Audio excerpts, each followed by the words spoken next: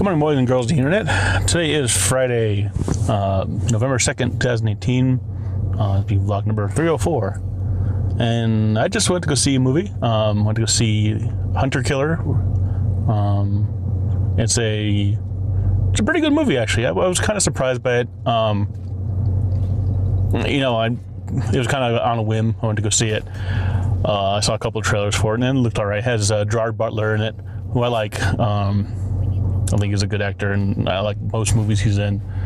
Of course, two of my favorite movies that he's in, gotta say 300, that's without a doubt. If you like Gerard Butler, you like 300, you have to. The other movie I like with him is, what was it? Dang, it was just on the tip of my tongue.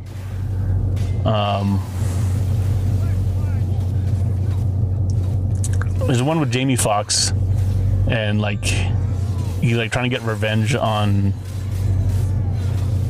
It was like Citizen. Oh my god, I can't believe I forgot.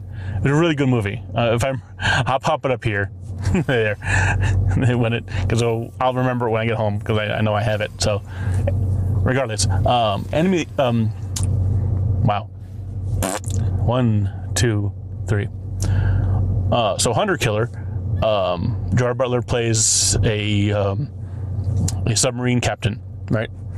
And there's something going on. There's something screwy going on with Russia, and the movie opens up and there's another American submarine, kind of following just doing kind of maneuvers, and they've been following a Russian sub for a while. And of course, just like in reality, we always kind of chase each other's tails around a lot, but nothing ever happens. It must be really nerve-wracking right now in real life for American and Russian submariners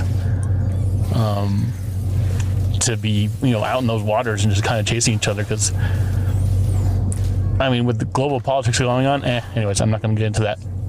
But basically something happens, and submarines are being sunk. So Gerard Butler and his submarine is sent out to go kind of check it out, find out what's going on. While this is going on, basically there's a big, you see this in the trailer, there's a big Russian coup going on. And so basically we kind of get sent in there to save the Russian president, because if they don't, the Russian, this Russian Minister of Defense, he's the one doing the coup, and he's kind of has control over his men, and they're holding the Russian president hostage. Of course, it's not the real Russian president; it's fictional. Just like when they show the American president, it's actually a female, and I'm wondering if they did that, to kind of maybe draw parallels to Hillary Clinton, this Hillary won, this is, anyway. Again, not getting into politics in this, but it kind of shows the political tension of this, something's going down. Basically this Minister of Defense that is doing this coup, he basically wants to start World War III. The only thing that I would say, not really wanting to give spoilers, but when you watch it, you don't really get the sense of why. The only thing you kind of get is there's a point where the minister kind of tells the Russian president, well, you're weak. So, there's no real driving force. You don't really see the end game. What was his major reasoning for doing this? You don't really get that. That's the only real thing that's kind of lacking in the movie. But other than that, the movie does a good sense of giving you tension and giving you good action moments. Because we also have it's not just a movie about the submarine, and then us having to go into Russian waters and stuff and do all this stuff. We actually sent a elite team of soldiers on the ground to kind of check out what's going on over there, and that and they have good camaraderie. They seem like a functional team, and and they seem like humans, not generic soldiers. and they're badasses. You know, they're awesome soldiers. You know, and then they show how elite they are, and they go in there to do a job. So that's pretty neat. Overall, the movie was pretty good. The only thing, other than the little like weird, like I wouldn't call it a plot hole with, you know, the reasoning behind the whole thing. Technically, the only technical problem that I saw with the movie was some of the visual effects. A lot of times when they did like the undersea visual effects, like I could tell it's all CG, but there's some parts of it where it looked like a miniature. You know what I mean? It looked like they were just they just had like a miniature sub with like miniature, you know, like all the undersea rocks and stuff, and they had some like you know, undersea mines, you know, floating around, all that stuff, and a lot of it did look like miniatures, which if there were miniatures, you know, bravo, you know, props for them for not going complete 100% CG. However, I'm pretty sure it was all CG. So I don't know what really was going with their visual effects, but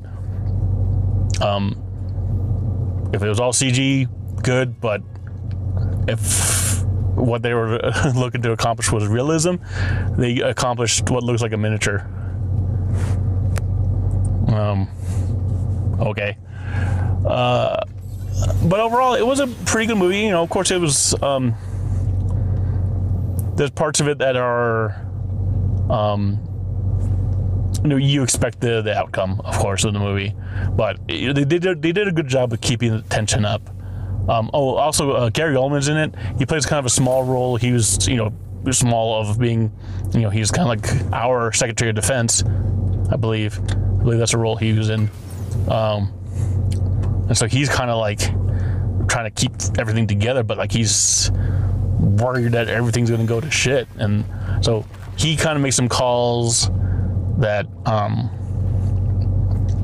you know, are not really questioned, but like he kind of looks like he's one that, when he makes a call to go do something, because he does something out of it, like he's nervous about something, like he's afraid that, oh shit, everything goes shit, you know, everybody, you know, fire, you know, like wait, you know, just, you know, hold your horses. We know what we're doing or something. I don't know.